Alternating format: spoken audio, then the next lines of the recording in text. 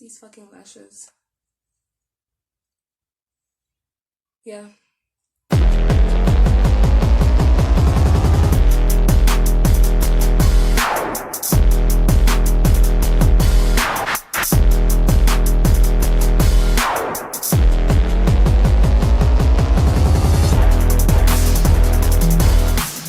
So if you're new to the Kourt and it's your first time seeing this face, hi there, my name is Kelly, and please be sure to smash your gavel on the subscribe button to join the Dread Leafy Further in the comment section below, and turn your post notifications on so you get notified about any time Kourt is in session. Let's get into it. So today's case is a story time about a forbidden crush. If you know me, you're gonna catch on pretty early on. If you know me personally, you're gonna catch on pretty early as to who I'm speaking about and the situation. And yeah, because this went on for years, right? So to get started, please go grab your girl, grab your mans, grab somebody else's mans, just grab something. The forbidden crush. Okay. Let's take it all the way back to the beginning, how I met this girl. So we're gonna name her Baby Girl, right? So Baby Girl and I knew of each other. We went the same school, same grade, you know. So how we got to talking. So Baby Girl and I were in the same school, same grade kind of situation. So here's how we started talking. In 8th grade, there was an event called Project X here at our local park. She stays, I don't want to say areas. She stays in a different hood than me, but it's like 10 minutes away. It's like right here. So yeah, she was at the park. I was at the with a group of my friends, but they ended up leaving because that's not their kind of scene. I went to go chill with Baby Girl and Amanda. Amanda and I are friends now, but we weren't friends back then. She was Baby Girl's friend. So I went to go chill with Baby Girl and Amanda. Familiar faces, you know. So cool. So what happened was Amanda found herself a little boy toy for the night that kept her busy, and she just wasn't with us. So I ended up, I don't want to say being stuck. I ended up just chilling with Baby Girl. So Baby Girl and I had like a good old time. Like the vibes were immaculate. My family is so loud, yo. The vibes were immaculate and everything was proper. So by the end of the night, Baby Girl had tried to kiss me.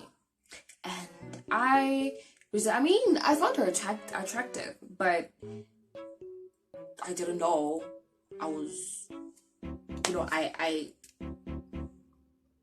liked her. I was just confused because, you know, I hadn't really found myself yet. I hadn't really discovered my, you know, I hadn't really experienced who I really am. Like, I didn't know what was happening on the insides with my inside parts, you know.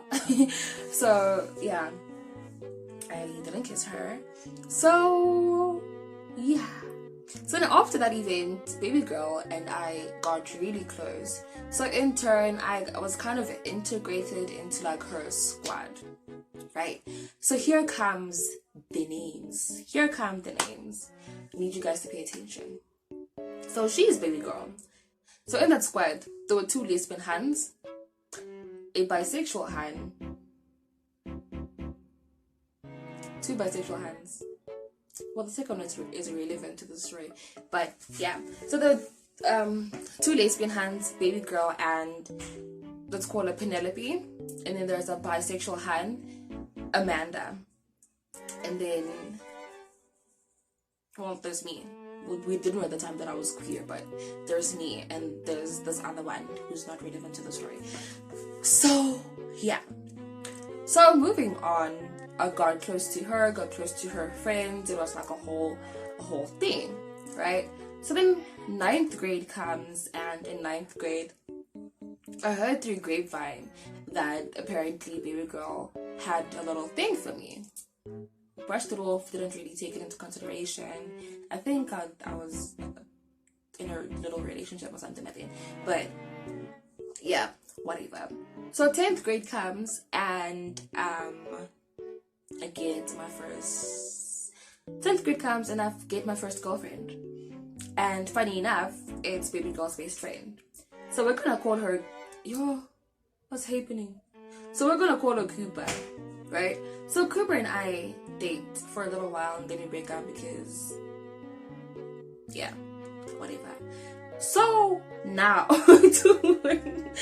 so towards the end of the year, it was in November. Yeah, in November, I get a text from baby girl. Baby girl says, we're hosting a pool party at one of our guy friends' house. One of our guy friends' house. How a guy friend do I? So we're gonna call this boy Guy because why not? So Shapo, I'm like, okay, bet I'll be there. So because from the people that were living in my hood, like my side, I was closest to Penelope. I asked her if she's going. She's like, yeah, we can go there together. And I was like, bet. So the day of the pool party comes around, Penelope and I meet up, and then we go to baby girl's house, and then baby girl's dad takes me, Penelope, and baby girl to Guy's house, right? So we get there, baby girl's father goes in, checks out like this is the situation, like what is actually happening, is it safe, like what's a halan, you know, proper parenting, like I mean protocol. So okay, sharp, we get there. So then Guy gives the three of us a room. So Guy gives the three of us a room, so we can leave our stuff in there and change in there, and you know, so we can. He just assigns us a room. Designates, assigns, whatever. So he gives us a room, and then Chapo, we leave our shit in there, we change and everything. So I change into my cute little swimsuit. It's a one piece, it's a black one piece with gold detailing, cutouts, and I'm like feeling myself. I'm looking good, right? So I get outside, and everyone else is just chilling, lounging on their phones by the outside bar, making drinks, you know, taking snaps, dancing. And I'm like, I came here for a pool party, and I'm in a swimsuit, right? And at pool parties there are pools, and pools are made for swimming. So I go into the pool and I swim because I'm there for a pool party, right? So I go in, I swim. That was, I'm guessing, all the momentum that everyone else needed. So now everyone else comes in, we're swimming, it's a whole thing. So now get this, no? So while I was in the pool, someone was sitting on the ledge, just like leaning on the ledge of the pool like this, right? And they had their phone and they video called someone. At this point, I didn't know who they were video calling, so I don't want to mention whom it was. So I gave you 3 names.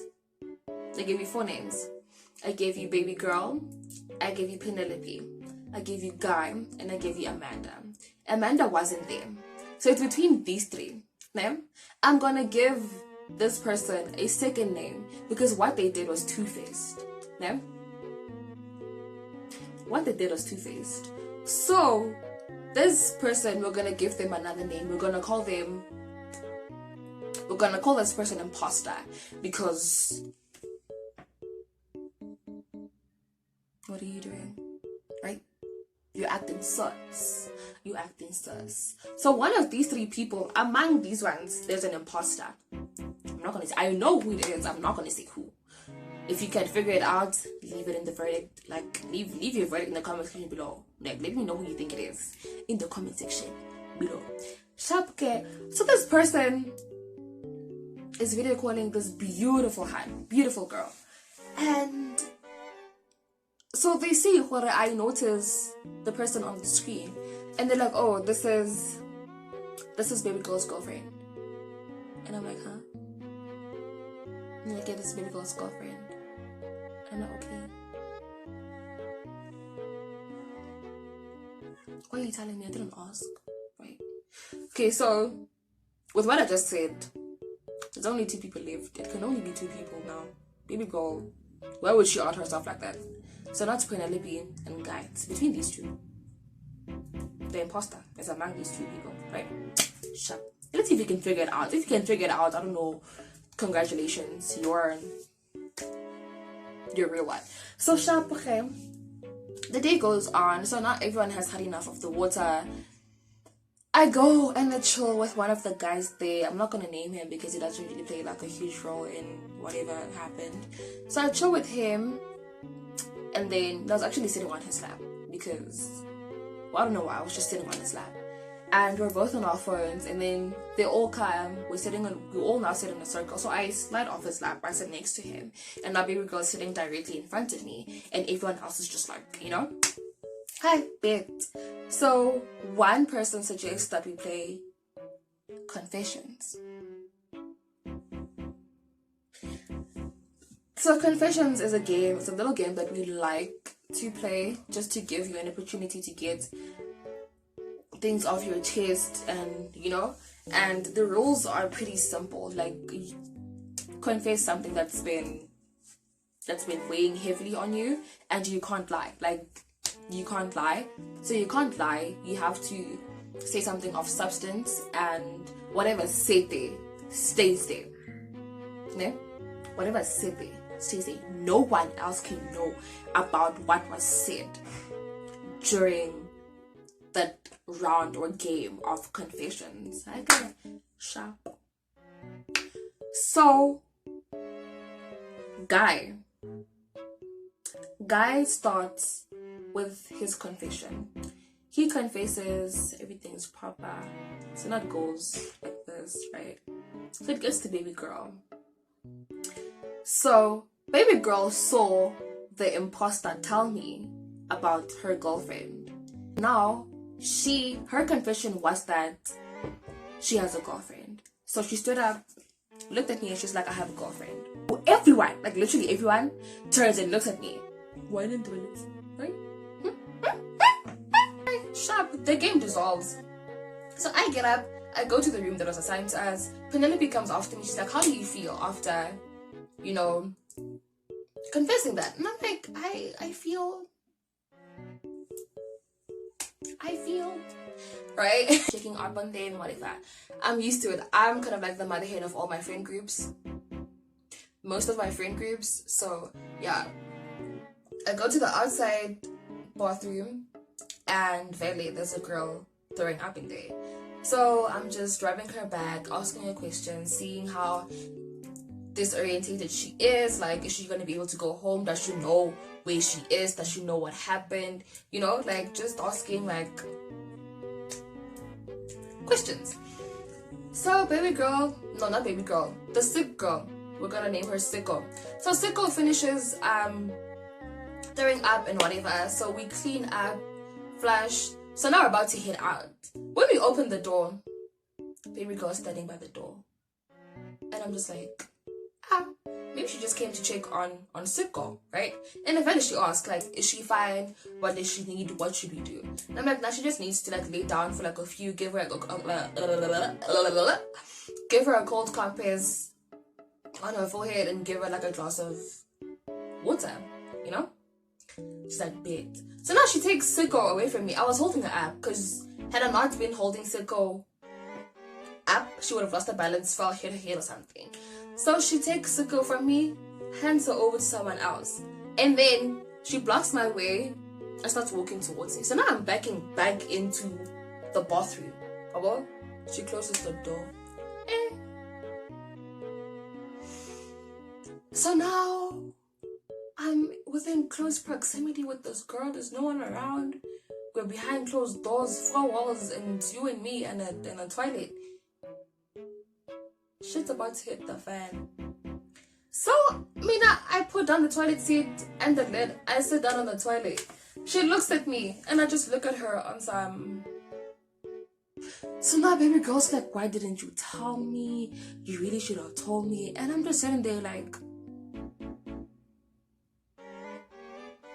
And then she's like, stand up. I'm like, yeah. She's like, stand up. And I look at her. And I stand up. And then she grabs me. I swear, on the day of my wedding, if my significant other doesn't kiss me like that girl kissed me, then it's not gonna work. I'm gonna leave and I'm gonna go home or something. Right? I don't care. Sharp.